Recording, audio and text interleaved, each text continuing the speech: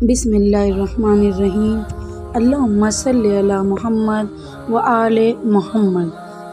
آئیے ہم سب سے پہلے یہ جانتے ہیں کہ ہمارے آخری نبی حضرت محمد صلی اللہ تعالیٰ علیہ وسلم کی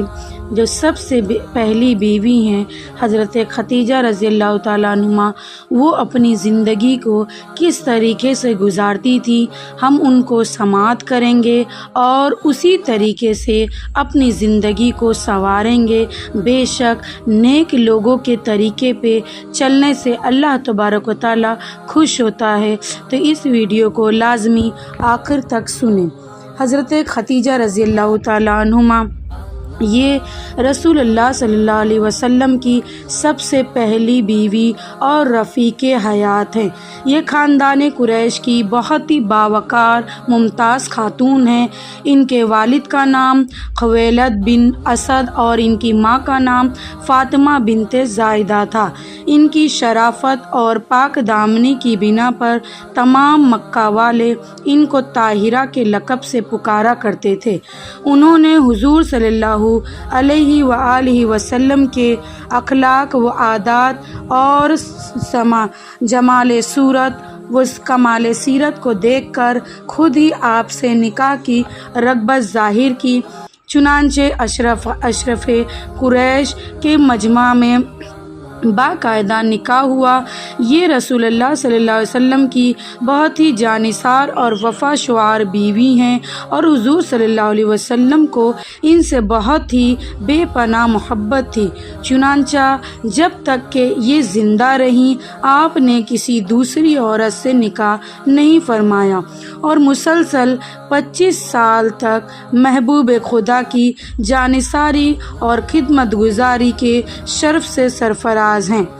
حضور صلی اللہ علیہ وسلم کو بھی ان سے اس قدر محبت تھی کہ ان کی وفات کے بعد آپ اپنی محبوب ترین بیوی حضرت عائشہ رضی اللہ تعالی عنہا سے فرمایا کرتے تھے کہ خدا کی قسم خدیجہ سے بہتر مجھے کوئی بیوی نہیں ملی۔ جب سب لوگوں نے میرے ساتھ کفر کیا اس وقت وہ مجھ پر ایمان لائیں، اور جب سب لوگ مجھے جھٹلا رہے تھے اس وقت انہوں نے میری تصدیق کی، اور جس وقت کوئی شخص مجھے کوئی چیز دینے کے لیے تیار نہ تھا اس وقت حضرت خدیجہ نے مجھے اپنا سارا سامان دے دیا،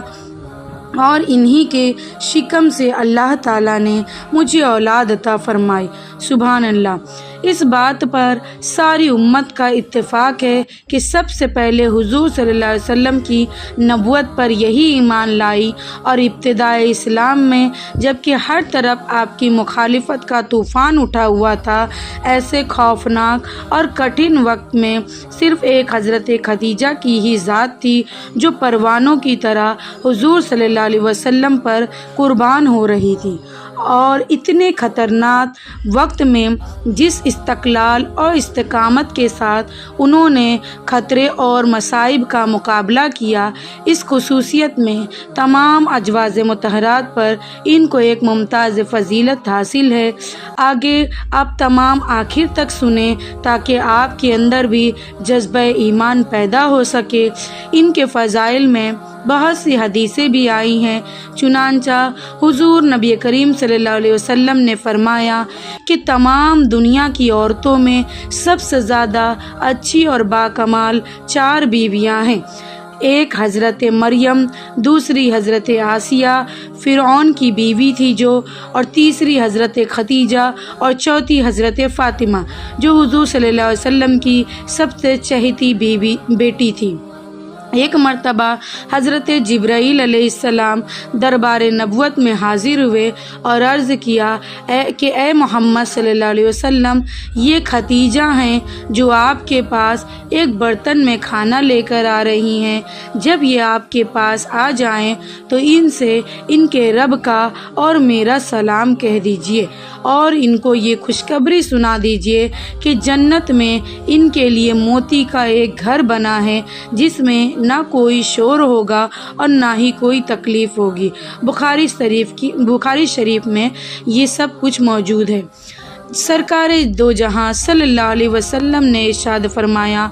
ان کی وفات کے بعد بہت سی عورتوں سے نکاح فرمایا، لیکن حضرت خدیجہ کی محبت آخری عمر تک حضور کے دل مبارک میں رچی اور بسی رہی، یہاں تک کہ ان کی وفات کے بعد جب حضور کے گھر میں کوئی بکری ذبح ہوتی تو آپ حضرت خدیجہ کی سہیلیوں کے یہاں بھی ضرور گوشت بھیجا کرتے، اور ہمیشہ آپ بار بار حضرت بی بی خدیجہ کا ذکر فرماتے رہتے تھے۔ ہجرت سے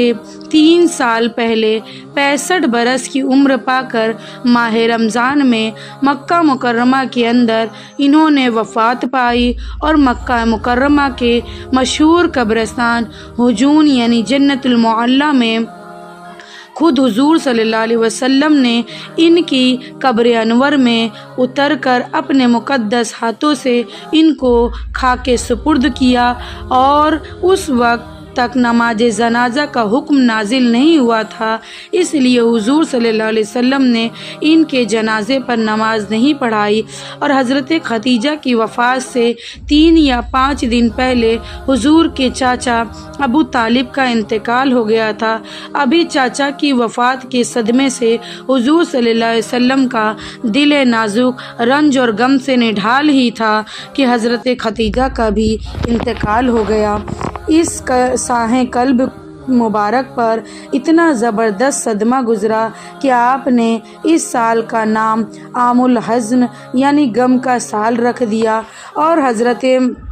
اس سے کہ ہمیں کیا پتہ چلتا ہے کہ حضرت ام المومنین بی بی حضرت خدیجہ رضی اللہ تعالیٰ عنہم کی مقدس زندگی سے ماں بہنوں کو تمام کو سبق حاصل کرنا چاہیے کہ انہوں نے کتنے کٹھن اور مشکلات کے دور میں حضور صلی اللہ علیہ وسلم پر اپنا تن من دھن سب کچھ قربان کر دیا، اور سینہ سپرد ہو کر تمام مصیبت کے طوفان میں نہایت ہی جانثاری کے ساتھ حضور صلی اللہ علیہ وسلم کی دلجوئی اور تسکین قلب کا سامان کرتی رہیں، اور ان قربانیوں کا دنیا ہی میں ان کو یہ صلہ ملا کہ رب العالمین کا سلام ان کے نام لے کر حضرت جبرائیل علیہ السلام نازل ہوا کرتے تھے۔ اس سے معلوم ہوا کہ مشکلات اور پریشانیوں میں اپنے شوہر کی دلجوئی اور تسلی دینے کی عادت اور خدا کے نزدیک محبوب اور پسندیدہ عادت ہے، لیکن افسوس کہ اس زمانے میں مسلمان عورتیں اپنے شوہر کی دلجوئی تو کہاں کرتی ہیں، الٹا اپنے شوہروں کو پریشان کرتی رہتی ہیں، کبھی طرح طرح کی فرمائشیں کر کے، کبھی جھگڑے اور تکرار کر کے، کبھی غصے میں منہ پھلا کر۔ ماں اور بہنوں، تمہیں خدا کا واسطہ دے کر کہتی ہوں کہ اپنے شوہروں کا دل نہ دکھایا کرو اور ان کو پریشانیوں میں نہ ڈالا کرو، بلکہ آڑے وقتوں میں اپنے شوہروں کو تسلی دے کر ان کی دلجوئی کیا کرو، تاکہ ان کی پریشانیوں میں ان کو راحت حاصل ہو سکے، اور انہیں یہ محسوس ہو سکے کہ میری جو ہم سفر ہے وہ بہت ہی نیک اور اچھی ہے، اور اس سے انہیں اللہ تبارک و تعالیٰ کا وہ شکر بھی ادا کر سکے کہ میری بیوی اللہ تبارک و تعالیٰ نے بہت نیک عطا کی ہے۔ اللہم صلی علی محمد و آل محمد۔